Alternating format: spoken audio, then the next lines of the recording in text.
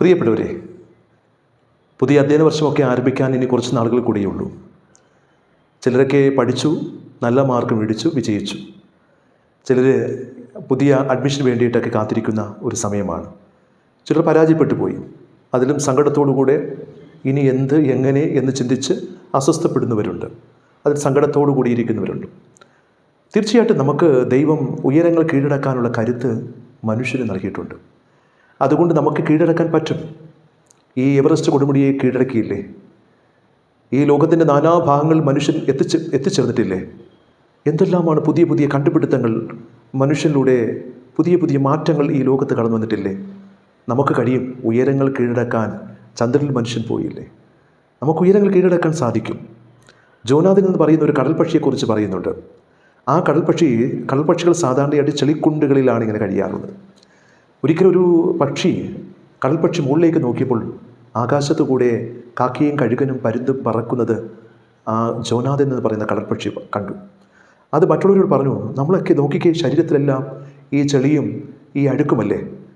ആകാശത്തു കൂടെ പറന്നു പോകുന്ന ആ പക്ഷികളുടെ ദേഹത്ത് ചെളിയില്ല, ഇത്ര സുന്ദരമായിരിക്കുന്നു. നമുക്കും അതുപോലെ പറക്കണം. ഈ ചെളിക്കുണ്ടിൽ നമ്മൾ കഴിയരുത്.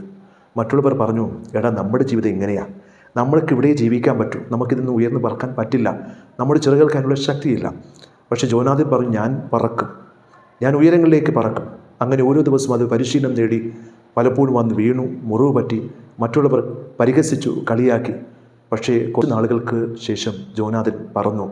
അത് കാക്കയോടൊപ്പം പറന്നു. പക്ഷെ തങ്ങളോടൊപ്പം പറക്കുന്ന കടൽപ്പക്ഷിയെ കണ്ടപ്പോൾ കാക്കകളെല്ലാം കൂടി വന്ന് കൊത്തി മുറിവേൽപ്പിച്ച് നിലത്തിട്ടു. മറ്റുള്ളവർ പരിഹസിച്ച്, കൂട്ടുകാർ കളിയാക്കി, നിന്നോട് ഞങ്ങൾ അപ്പോഴേ പറഞ്ഞില്ലേ നമുക്ക് പറക്കാൻ, അതിനോടൊപ്പം കാക്കയോടൊപ്പം പരുന്തിനോടൊപ്പം പറക്കാൻ പറ്റില്ല എന്ന്.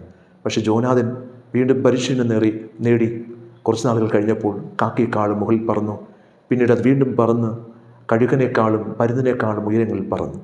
പ്രിയപ്പെട്ടവരെ, പിന്നീട് ഈ പക്ഷിക്കൂട്ടം, ഈ കടൽപ്പക്ഷികൾ നിലത്തുനിന്ന് നോക്കിയപ്പോൾ അങ്ങ് അകലെ ആകാശത്ത് ഒരു ബിന്ദുവായി ജോനാഥൻ എന്ന കടൽപ്പക്ഷി മാറി എന്നാണ് പറയുക.